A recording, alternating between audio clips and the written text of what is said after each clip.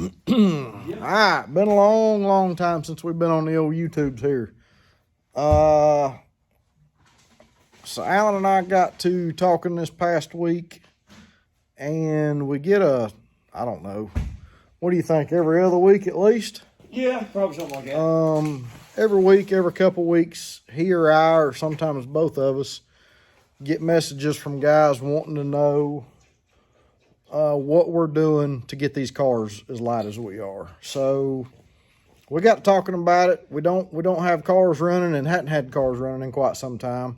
Hopefully that's alleviated soon. But we got to talking about it and decided we'd put a quick video together and kind of show everybody what we've done as far as trying to get these cars lightened up and doing what we can do. So we got Alan's car pretty much torn down here doing some wiring stuff on it, and I thought it'd be a good idea to show you guys kind of what we've got, what we've done, and maybe it'll help some of you guys out. All right, so Alan's pewter Camaro. I'm gonna back up a little bit here so you can get a good look at it. Fenders off of it, doors off of it, hatches off of it. We'll kind of go through the outside stuff, suspension stuff first. Normal, easy parts anybody can buy. And Alan, you correct me if I'm wrong, but starting up front, all Midwest chassis stuff. K-member, tubular front suspension. Yeah. Rock Solid Motorsports front end. Yeah. Pretty much it's the entire Midwest Chassis F-body catalog. Yep. Strange brakes. Yep. Straight brakes from Midwest Chassis. Yeah, on all four corners. Yep. We did, when I built the car originally, it had Vikings on it, and it did very well with slicks. We started going to radial. We went to the AFCOs, had Mincer do those. Right now, we put a longer stroke shock on the back, and it's got an out-of-the-box AFCO Radial X on the back. But other than that, everything is Midwest Chassis or Rock Solid Motorsports. There you go. So, Optic Armor windshield. I'm just going to skip to the back real quick, and then we'll get to the inside. I'm not going to get up under the back of the car, but it is a Midwest Chassis Fab 9-inch, 4 inches off each side. 4 inches off each side with a wishbone. So, something else people don't think about when you talk about losing weight. You take 8 inches of axle tube out of one of these cars, and that's a good chunk of weight. And axle shaft. You get rid of all the parent hard bar brackets and stuff. Moving the shocks to the back or even leaving them up front. I mean, there's a lot of stuff you can do just getting rid of excess junk. Yep. And when we get my car back down here, we'll show it as well. It's a little different here and there. The rear suspension is a touch different. My shocks are still in the factory location. Alan's have been moved to the back. I don't really see much difference between how the two cars work. Not a lot of difference in how the cars work. The difference is mine with the mini tubs in it takes out the factory shock mount in the back. Right. Like we took it as deep in as we could. Yep. That way, I mean, we could probably run a 14-inch wide wheel on the back if we wanted to. Yeah. I don't plan on it because I don't like the way stretched 2810 files look. Right. I mean, it looks good on a 12. Yep. That's about it for me. But yeah, you get a lot of weight out of axle tubes. There's a lot of, when you start replacing everything in the car with chrome moly instead of mild steel. Yep. That's a lot of weight. Yep. Guys, it ain't cheap. Nope. Like it is not cheap. But you're investing. Yep. You know, I was talking to Chris Moore, and he asked me how many times we'd heard transmission. Never. This car is running the same Magnum, the same gear sets, the same bearings, input, output shaft that it's ran for 8 years. Yep. We've been 108 60-foot with it. Right. We've been 100 and almost 150 in the 8. We've not heard it because the cars, before now it was relatively light. Right. It was 2820 with me in it. Something like that. But it had every panel we could put in it back in it. Yep. So it had the factory dash, factory door panels, as much of the B-pillar panels as we could get with the tubs. And 60 pounds of ballast weight. 60 pounds of ballast weight, or 70, depending on what track we were at and how good it worked. Right. 2 full nitrous bottles. Yep. So, I mean, it was a lot of extra stuff, too. We had, you know, the car had turn signals up until this year. It had park lights and all that, too. Yep. Which we're going to keep. Park lights we'll be keeping, but we've simplified the wiring on that a lot. Had roll-up windows and everything else. Like, it was... Until now. Until now. So, we've cut... Since it's ran the last time, we probably took 300 pounds out of the car. Yep, I agree. Because we never weighed it with the hatch on it. We put the hatch on it and pulled the motor out. Took all the interior panels out, took the ballast weight out, nitrous stuff out. So, trying to keep the weight as similar or lighter moving forward. Yep. So once again, stuff you can buy. It does have a VFN hatch, optic armor. I'm sorry, Glass Tech hatch, optic armor back window, VFN hood sitting up on top of the car, which we're gonna have to do something with because it's still got a big hole in the middle of it. Midwest chassis, carbon fiber roof. Yeah, carbon fiber roof, and I'll get to that when I get inside because I want to show all the stuff you can buy, and then we'll start getting into the stuff we've cut. The past couple weeks, you see the Rock Solid Motorsports lift-off hinges for the factory doors. Awesome upgrade, by the way. So 6 pounds in the hinges. Yeah, 6 pounds saved on just the hinges. So here are Allen's factory doors off of this car. Obviously, the windows are gone. They have been completely gutted. They will be getting trimmed up on the inside. We've got a set of innovative racecraft windows and frames coming for them. So once those are installed, we will we'll get a complete weight on what we've saved on the doors. But right now, we're at about 35 pounds per door. Is that right? So again, lots of stuff you can do for not a huge bit of money. So I'm gonna get to the inside. We'll start the back of the car here. And guys, I know one thing that's gonna come with this video. Yes, this car needs some more cage in it. It currently has it's currently got a Midwest chassis 10-point cage in it. Basically an 850 circ cage. Probably next winter we'll probably be looking at doing some big upgrades on this car. Kind of gonna see where we go with this new power plant setup we got coming, and we can talk about that a little bit at the end of the video as well. But obviously, here in the back of the car, you see the mini tubs.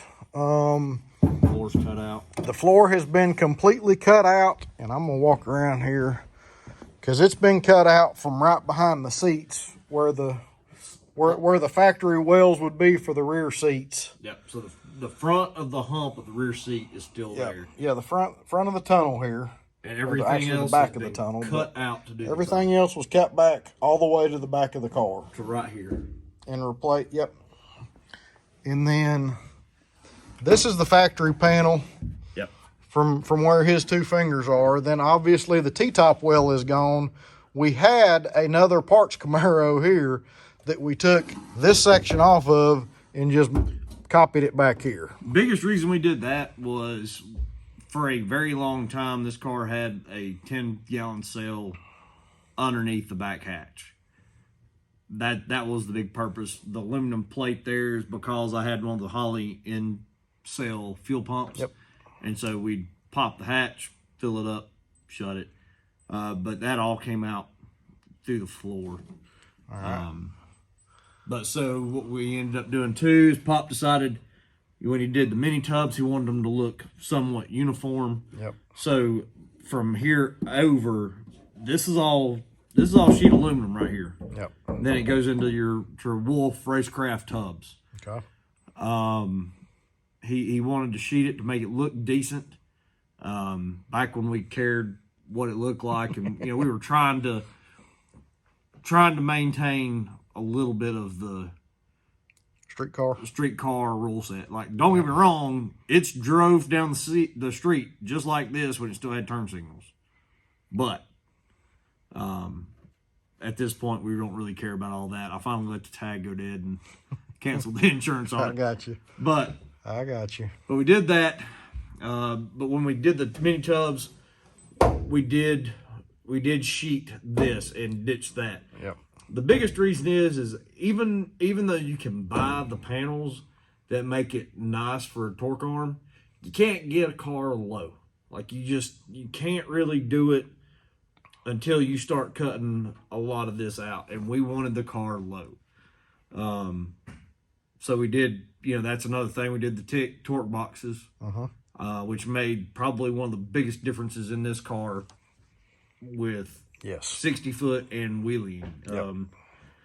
Since we put torque boxes on, the car's pulled a tire, but it's never come up 6 or 8 inches off the ground. I've never had to pedal it, so that made a big difference in that. But back to that, you get the car low, you get all the air out from underneath it. It definitely helps, especially when you start talking about, you got 5, maybe 6 inches of separation, and they look stupid going down the racetrack, but they work. Yeah, they do work.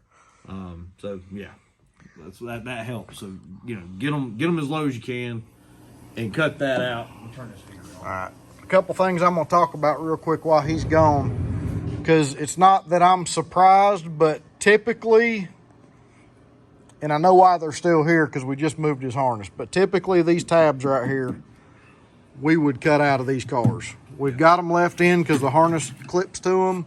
We just moved the harness from the driver's side to the passenger side, trying to clean it. We're in the process of cleaning up a bunch of wiring. Obviously, there's going to be a bunch of stuff we can ditch going from nitrous to ProCharger. So a lot of the wiring come out. We simplified some of the lighting harnesses and went through some other stuff. Before we get into the car, inside the car, this is something else I want everybody to pay attention to here. On these cars from the factory, this panel right here it's hollow on the inside, but this is a piece of sheet metal, piece of stamped metal right here. So years ago when we first started building this car, and a lot of people will hole saw this and that's fine, but we just decided to go ahead and cut this out. We did the same thing on the other side. And again, guys, we're talking in some cases 2, 3, 4, 5 pounds. But if you keep doing that shit adds up quick, and you can make up a lot of weight. So on the inside of the car now, so all the factory dash stuff is still in there with the exception of where the pedals mount. A couple years ago, we ended up sliding Alan's seat back a little bit. We went to a floor-mounted pedal system from Wheelwood that Alan likes really good. Nobody else likes it, but it works for me. That's all that matters. Yep. Midwest chassis steering column. Yep. Go ahead, sir. Which we had to move the pedals because of the fender exit headers. The fender exit headers. I almost forgot about that before we get on the inside. So, a couple things out here in the engine compartment. Obviously, if you're doing the rock solid front end, all this stuff up front here gets replaced. Generally speaking, this area in front of the strut towers gets cut out, but a lot of people leave the sheet metal on the backside of these strut towers in. It's cut out on my car. It was cut out on my old purple car. It was in this car still until we went to the fender exit headers. So yes, we added these bars up here. Yeah, we did add the bars from the dash bar through the strut tower and down to the front end. And then these right here are added for bracing as well. And then basically the corner of the firewall has been cut from about here down and all the way out. And then put back in at an angle so we can get the fender exit headers some room to come out through there, which they are still super, super tight. Oh yeah. Tire still rubs for a lot, but again, still a factory firewall except for those two corners. And that's another thing that if you do the Midwest Chassis Firewall kit, that saves a ton of weight. It takes some rigidity out of the car, but that a lot of that firewall is 2 and 3 layers of steel thick, and you can't imagine how much weight that is. So obviously this car will probably get some firewall redone at some point, but maybe not the whole thing. So please don't pay attention to any of the wiring in here. We're in the process, like I said, of cleaning up a bunch of this stuff, getting rid of a bunch of stuff. So the ceiling, that's one thing, or the roof up here, I wanted to show. So this was the first carbon roof we did in one of these cars. This was a factory hardtop roll up window, what most people would call a stripper car. It was a 1SC car. Yeah.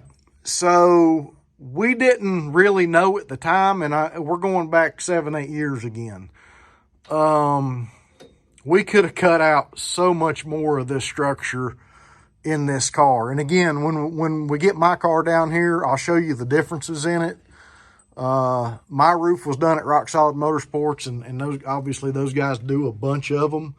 But there's a lot of weight and a lot of structure up in this roof that we could take out. And yeah, these B-pillars. So that's another thing. If you're not running the plastics inside of the car, you can see Alan's been working on this side. Roughing it out. It's not gonna be like so this where he's got outlined will all come out. He's cut a bunch of this out this morning. If you're not putting the plastic back in the car, the trim pieces, there's no reason for that metal to be there. Anybody that's seen the inside of the grub worm, he's got a lot of this sill panel here cut out. He came in, I don't even think he's got these plates in the car anymore. No. So he came in here and cut, and again, I want to say he's, I don't know off the top of my head, but I want to say he's told me 25 or 30 pounds per side just in cutting some of this sheet metal out. Now again, he's got a lot more cage than this car does, so there's things you can do with a 25.2 or 25.3 caged car just because they've got the bars to hold everything together that we can't do with this car yet. Right. Again, there's our Rock Solid Motorsports hinges on this side. What else you want to show, Alan, that we've done that you think has made a difference with this car? I mean, that's really basically it. I mean, you got to think too, like with Dad's background, circle track. He was big circle track stuff. So, in the interest of safety, there's a lot of stuff in this car that probably could come out. But it would require something else going in, which eventually that's going to have to happen. We're going to have to put a real cage in the car. But now if let's say that it was a 25.5 car, when the roof comes off to do that whole structure is going to come out. Yeah, it'll just be the outline enough for us to put a bit of glue back on and to glue the new roof back on. There's going to be there's going to be some more of the floor missing. There's going to be some more, there'll be a lot more of the firewall missing. Yep. We will make some changes probably to everything else. But you got to remember, depending on what holiday passed and how good I've been eating, I'm somewhere between 185 and 200 pounds. Yep. And this car was, so you figure this car was 2620 with, 50 pounds full of nitrous bottles. Yep. And 60 to 70 pounds worth of ballast weight. That's right. With the factory hatch, roll-up doors, a decent amount of interior. We've never run a console in the car because I'm short. I elbow the armrest. Like I can't shift gears in one of these things without doing like this number. Yep. So I mean, you got to think about stuff like that. You got to think about, hey, I don't need the radio. I'm not going to turn the radio on. I can't hear it because I've got fender exit headers and an obnoxious nitrous motor. Cut the back of the dadgum radio off. Like you don't need it. Yep. Nobody's going to give you anything for it. Cut it off. Get rid of it. you know, cut all that stuff out that you can. If you want it to look a certain way, but you know, okay, you can make it look however you want it to look, and still save a bunch of weight. Yep. If you're not sure how structurally sound something is, man, even if you go in and you cut, you know, a bunch of holes in it and Swiss cheese it, there's still a lot of structural integrity to it when you do that. But you don't go cutting on frame rails like that. That's dumb. No. You know, be careful what you do cut out of pillars. Like the B pillars, there's like 3 layers of metal in different areas of that B pillar. Yeah. Cut it out. Like if you ain't going, you got this bar here, you don't need that bar there. That's right. Like, you know. So stuff he's talking about is, especially with an 850 car. So the seat braces that go in this car, and I'll move some stuff here, especially the back one. So this brace here ties into the frame over here, goes all the way across under his seat and ties into the frame over there. Yeah, that's a big part of holding the car together. This whole bar here, Yep. I mean, that's a big deal. Yep. You know, like I said, gets a real cage that'll come out. Yep. Mainly for aesthetic reasons. Yeah, It kinda looks stupid. it'd be really nice to. This car is super, super uncomfortable, and my car's the same way. If you got to crawl in the car to get some work done, there is not a comfortable way to sit in there. No. It's just, there's just not. No. Well, that's about all we got on the weight saving stuff. You wanna go through your new combo a little bit, or you want to wait for later on that deal? No, I mean, I think a lot of people have heard about it. Or the people that have asked about it, I've told them. Yeah. Going to be a dart block. We ended up with Lauren Eads LS3 mast, black label heads. The intake manifold that they cut and put the tick elbow on. Ended up with that. F1X Pro Charger. Keeping my fender exits. That's the main reason why we went with the Pro Charger. And it's something Dad wanted to do. Dad's pushed for a Pro Charger since we had my old blue Corvette with a Pro Charger on it. And that thing was awesome. It was a lot of fun. So he wanted to try to go the next level with one of those. So that's what we're doing. Still Holley, EFI. Still Magnum T56 from Tick. We're actually going to hook up a pump to it finally. We may end up with a front plate. I don't know. That poor transmission is going to need some love here soon, I'm sure, especially when we start giving it 4, 5, 6 more hundred horsepower. We've got a front plate for it. It's just a matter of putting it on. Yeah, we got to get it done. But we got a lot going on with it. I mean, it started out, we were going to just put the motor in it, get it running, and then you start snowballing with, well, we don't need any of the nitrous wiring. What else can we take out? And it's stupid stuff like flasher relay. It weighs ounces, but start filling up a 5-gallon jug with what you think is ounces. That's right, and that is something I will tell everybody. When you're cutting all this stuff out of the car, get you a 5-gallon bucket and put all the stuff in and weigh it when you're done. And I don't mean every day. I mean when you're done with it. And you'll be surprised how much weight you can get out of one of these cars. Yep. Every single bracket that you do not need, that does not touch anything else, get rid of it. Cut it out. If it's a 2-sided bracket and only one side holds something, the other side's just hanging there, cut that side off.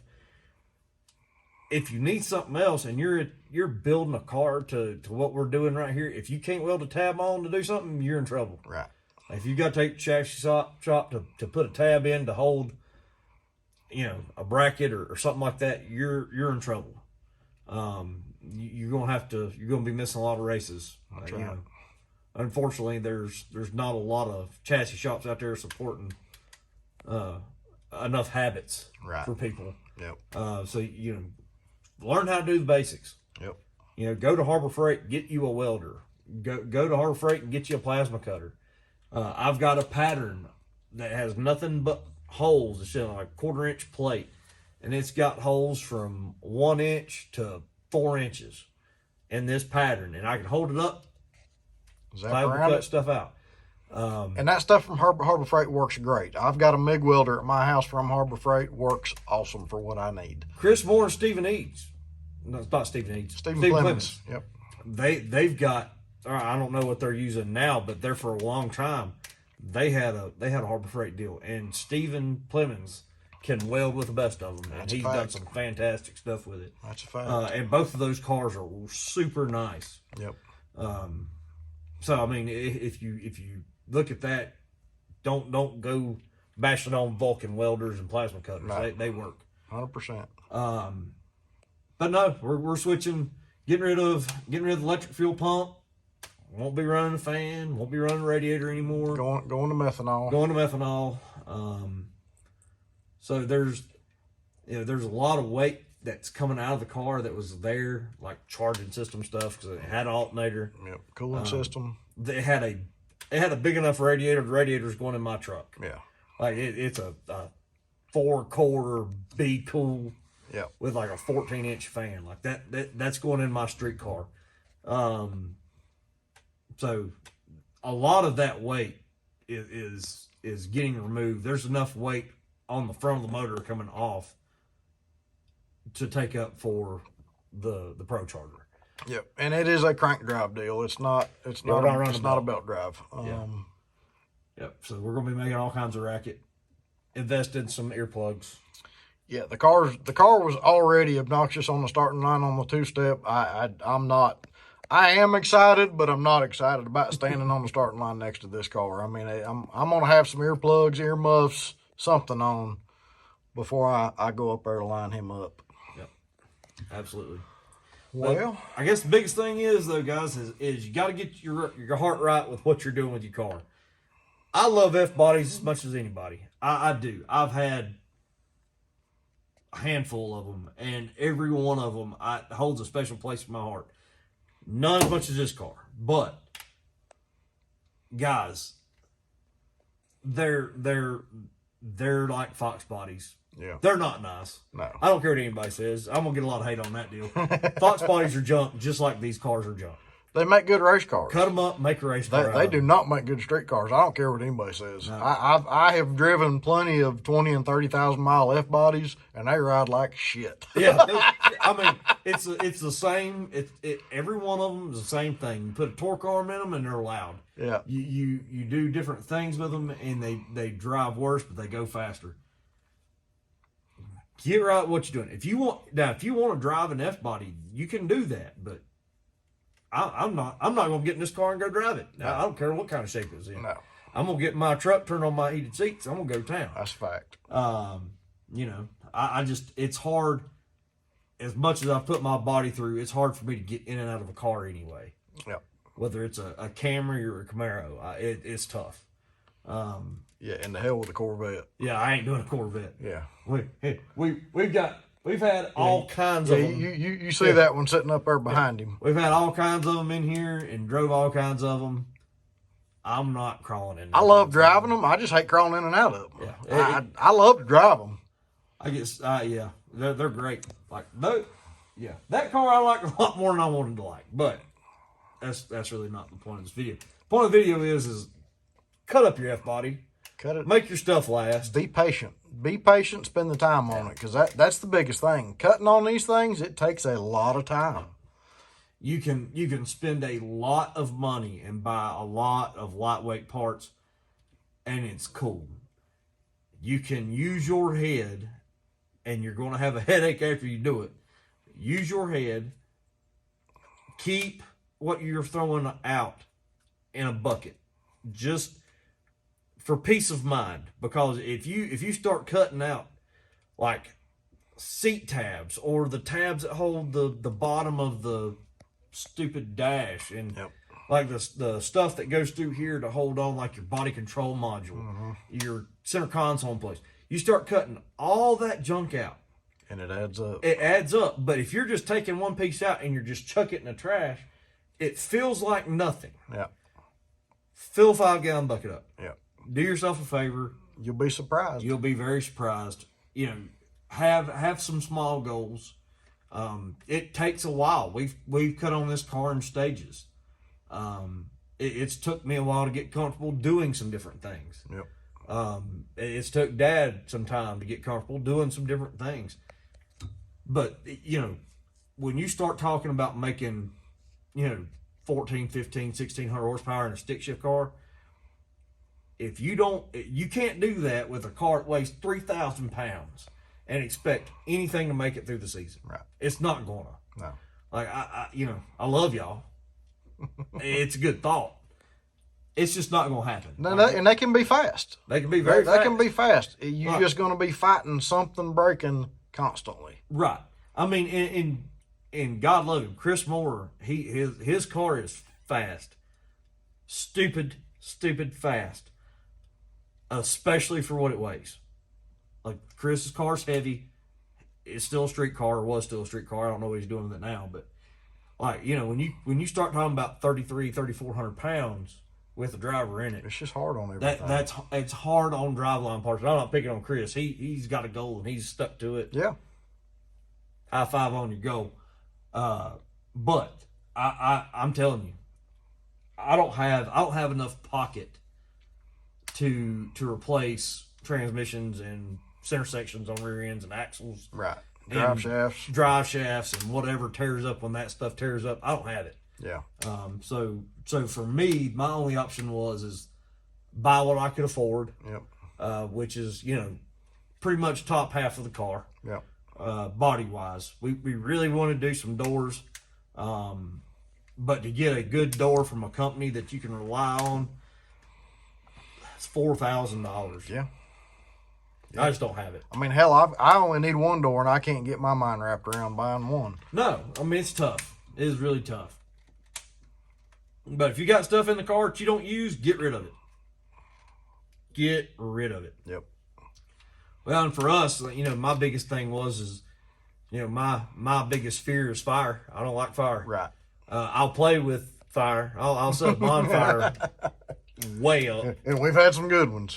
You know, I don't mind seeing a 40-foot flame. I just don't want to see it coming out of my race car. That's right. And don't give us a hard time about the fire extinguisher. The car will be getting a fire system put in it before we go to the racetrack. That was what we put in it last year when we decided or realized it was going sevens. Yeah. Fairly easily, by the way. Like, that took zero effort for it to go sevens. But anyhow, just throw that out there. Knocked your car, didn't sweat hard to go sevens, and did it more than once.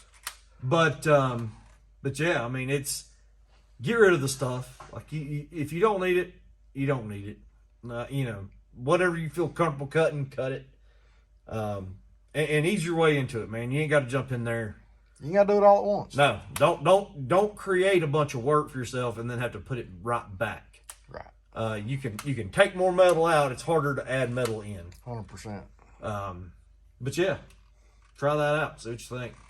But All right, sir. put it on a diet.